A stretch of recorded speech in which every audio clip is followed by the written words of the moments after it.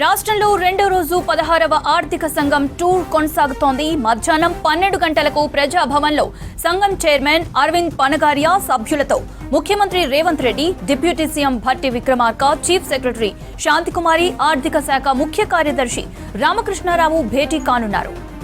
Meeting తర్వాత ప్రజాభవన్లో ఆర్థిక సంఘం మీడియా సమావేశం నిర్వహించనుంది. కేంద్రం నుంచి రాష్ట్రానికి రావాల్సిన నిధుల పెంపు విషయంలో ఆర్థిక సంఘాన్ని కోరేందుకు రాష్ట్ర ప్రభుత్వం ప్రణాళికలు సిద్ధం చేసింది. జనాభా ప్రాతిపదికన కాకుండా అభివృద్ధి కార్యక్రమాలను దృష్టిలో ఉంచుకుని నిధులు కేటాయించాలని ప్రభుత్వం కోరనుంది. వర్షాలు, కరువులు వచ్చినప్పుడు జాతీయ విపత్తుల నిధులను పెంచేలా విజ్ఞప్తి చేయాలని నిర్ణయం తీసుకుంది. రాష్ట్రాలకు పన్నుల ఆదాయం విషయంలో కూడా మార్పులు చేయాలని సీఎం రేవంత్ రెడ్డి తెలియజేయనున్నారు. రాష్ట్రంలో రెండో రోజు 16వ ఆర్థిక సంఘం టూర్ కొనసాగుతోంది. మధ్యాహ్నం 12 గంటలకు ప్రజాభవన్లో సంఘం చైర్మన్ అరవింద్ పనగారియా సభ్యులతో ముఖ్యమంత్రి Revanth Reddy, deputy CM Bhatti Vikramarka, chief secretary Santhi Kumari, ఆర్థిక శాఖ ముఖ్య కార్యదర్శి రామకృష్ణారావు భేటీ కానున్నారు. మీటింగ్ తర్వాత ప్రజాభవన్లో ఆర్థిక సంఘం మీడియా సమావేశం నిర్వహించనుంది. కేంద్రం నుంచి రాష్ట్రాలకు రావాల్సిన నిధుల పెంపు విషయంలో ఆర్థిక సంఘాన్ని కోరేందుకు రాష్ట్ర ప్రభుత్వం ప్రణాళికలు సిద్ధం చేసింది. జనాభా ప్రాతిపదికన కాకుండా అభివృద్ధి కార్యక్రమాలను దృష్టిలో ఉంచుకుని నిధులు కేటాయించాలని ప్రభుత్వం కోరనుంది. వర్షాలు, కరువులు వచ్చినప్పుడు జాతీయ విపత్తుల నిధులను పెంచేలా విజ్ఞప్తి చేయాలని నిర్ణయం తీసుకుంది. రాష్ట్రాలకు పన్నుల ఆదాయం విషయంలో కూడా మార్పులు చేయాలని సీఎం రేవంత్ రెడ్డి తెలియజేయనున్నారు.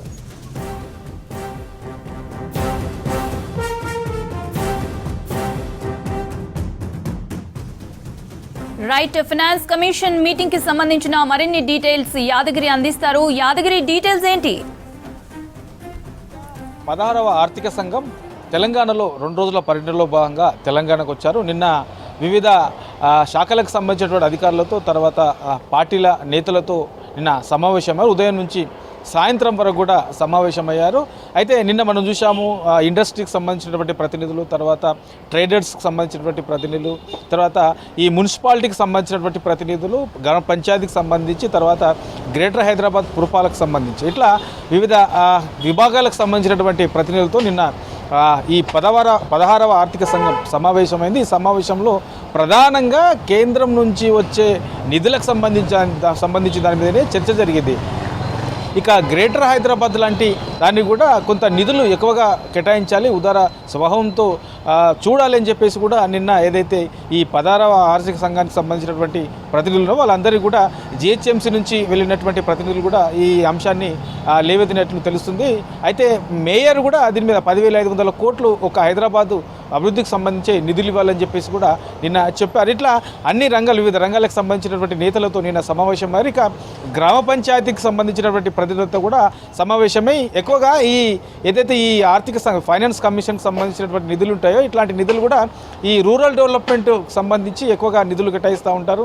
సో ఇప్పుడున్నటువంటి సిచ్యువేషన్లో చాలా గ్రామాలలో కూడా ఈ కేంద్రం నుంచి వచ్చే నిధుల మీద కొంత డిపెండ్ అయి ఉండే సిచ్యువేషన్ ఉంటుంది. కాబట్టి గ్రామ పంచాయతీలో కూడా ఈసారి గతంలా తరహాలో కాకుండా ఈసారి నిధులను కూడా పెంచాలి అని చెప్పేసి నిన్న ఈ ఫైనాన్స్ కమిషన్ సభ్యులకు ఎవరైతే ఈ ప్రతినిధులు ఉన్నారో ఈ ప్రతినిధులు ఆయా శాఖలకు సంబంధించి వాళ్ళన్నీ కూడా నిన్న సమావేశంలో చర్చించి దానికి సంబంధించి దాని మీద ఈ ఫైనాన్స్ కమిషన్ సభ్యులను కోరారు. ఇక నిన్న అదంతా కూడా నిన్న పొద్దున్న సాయంత్రం వరకు జరిగింది. సాయంత్రం సచివాలయంలో 9వ అంతస్తులో సీఎం రేవంత్ రెడ్డి ఈ ఫైనాన్స్ కమిషన్ సభ్యులకు విందు ఇచ్చారు. ఇక ఇవాళ మరికొద్దిసేపట్లోనే ప్రజాభవన్లోనే మరోసారి ఈ ఏదైతే ఈ 16th ఫైనాన్స్ కమిషన్ ఉందో ఈ కమిషన్తో ఇవాళ CM Revanth Reddy, deputy CM Bhatti విక్రమార్కతో పాటు పలువురు మంత్రులు, తర్వాత ఈ ఫైనాన్స్ డిపార్ట్మెంట్కి సంబంధించినటువంటి సీనియర్ ఐఏఎస్ అధికారులు, తర్వాత ఎంఏయుడి అధికారులు, ఇట్లా కొంతమంది సీనియర్ ఐఏఎస్ అధికారులు కూడా ఇవాళ ఫైనాన్స్ కమిషన్ సభ్యులతో సమావేశం కాబోతున్నారు. ప్రజాభవన్లో మరికొద్దిసేపట్లోనే ఈ సమావేశం ప్రారంభం కాబోతుంది. ఈ సమావేశంలో రాష్ట్రానికి ఈ 16th కమిషన్ నిధుల నుంచి రావాల్సినటువంటి నిధుల విషయంలోనే చర్చ జరిగే అవకాశం ఉంటుంది. గతంతో పోలిస్తే ఈసారి ఈ మధ్యకాలంలోనే తెలంగాణలో భారీ వర్షాలు వచ్చాయి. సో పెద్ద ఎత్తున 3-4 జిల్లాల్లో పెద్ద ఎత్తున ఈ వరద వల్ల నష్టాలు జరిగాయి. దాదాపు 5,000 కోట్లకు పైగా నష్టం జరిగిందని చెప్పి ఇప్పటికే ప్రభుత్వం ఒక ప్రాథమిక అంచనా కూడా వచ్చింది. ఈ అంచనా మరింత కూడా పెరిగే అవకాశం ఉంది. కాబట్టి ఇట్లాంటి సిచ్యువేషన్లను దృష్టిలో పెట్టుకొని ఇట్లాంటి పరిస్థితులను దృష్టిలో పెట్టుకొని ఈసారి కొంత ఉదార భావంతో ఈ 16th ఫైనాన్స్ కమిషన్ నిధులను కూడా పెంచాల్సిన అవసరం ఉంది. కేంద్ర ప్రభుత్వం కూడా ఆ దిశగా ఆలోచించాల్సిన అవసరం ఉంది అని చెప్పేసి ఇప్పటికే ప్రభుత్వం ప్రకటించింది. కాబట్టి ఇవాళ జరిగే ఈ సమావేశంలో దీని మీద కూడా చర్చకు వచ్చే అవకాశం ఉంది. ఎక్కడెక్కడ ఏ జిల్లాలో ఎంత నష్టం జరిగింది, ఈ వరదల కారణంగా ఎంత నష్టం జరిగింది, ఇక డెవలప్మెంట్ తెలంగాణలో ఉన్నటువంటి ప్రభుత్వము అభివృద్ధి కార్యక్రమాలు ఏం చేస్తుంది, సో వాటికి సంబంధించి నిధుల కేటాయింపు ఎట్లా చేయాలి, ఇట్లా ఓవరాల్గా వీటన్నిటిపైన కూడా ఈ 16th ఫైనాన్స్ కమిషన్కు ఇవాళ జరిగే సమావేశంలో సీఎం రేవంత్ రెడ్డి కొన్ని సూచనలు చేసే అవకాశం ఉంటుంది, కొన్ని రిక్వెస్ట్ కూడా చేసే అవకాశం ఉంటుంది. ఎందుకంటే ఇప్పటి వరకు ఉన్నటువంటి సిచ్యువేషన్లో కేంద్రం నుంచే నిధులన్నీ కూడా ఈ జనాభా ప్రాతిపదికన ఉన్నాయి. సో ఆ జనాభా ప్రాతిపదికన ఇస్తే కనుక ఇక్కడ ఆ నిధులు సరిపోవు. కొంత ఈసారి అలా కాకుండా ఇక్కడ ఉన్నటువంటి సిచ్యువేషన్ దృష్టిలో పెట్టుకొని నిధులు కేటాయించాలని చెప్పేసి ఫైనాన్స్ కమిషన్ కోరే అవకాశం కూడా ఉంటుంది. ఇక దీంతో పాటు ఇంకా చాలా అంశాలు కూడా చర్చకు వచ్చే అవకాశం ఉంటుంది. ఇప్పటికే కేంద్ర ప్రభుత్వాన్ని కూడా ప్రభుత్వం కోరింది కాబట్టి ఆ నిధుల విషయంలో పెంచాలని చెప్పేసి కూడా డిమాండ్ చేసే అవకాశం ఉంటుంది. నిన్న అన్ని రాజకీయ పార్టీల నేతలు కూడా ఈ 16th ఫైనాన్స్ కమిషన్ను కలిశారు. ఆ కలిసిన సమయంలో కూడా 15th ఫైనాన్స్ కమిషన్ అంటే గత కమిషన్లో ఏదైతే 42% నిధులు కేటాయిస్తామని చెప్పేసి చెప్పినప్పటికీ ఎక్కడ కూడా ఆ 42% నిధులు కేటాయించలేదు. అందులో కూడా మళ్ళీ 1% కోత పెట్టి 41% ఇస్తామని చెప్పారు.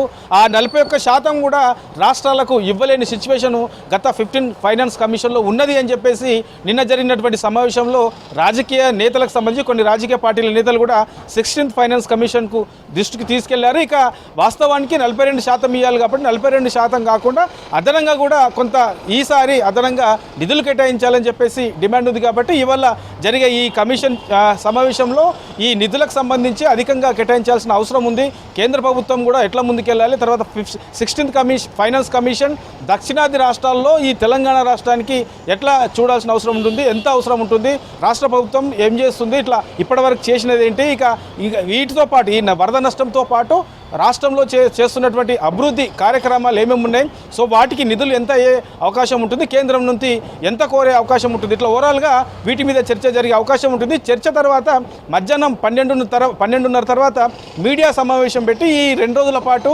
జరిగినటువంటి ఈ సమావేశాలు, తర్వాత ఈ 16th ఫైనాన్స్ కమిషన్ తీసుకునే నిర్ణయాలు, వీటన్నిటి మీద కూడా కొంత క్లారిటీ ఇచ్చే అవకాశం ఉంటుంది. మౌనిత.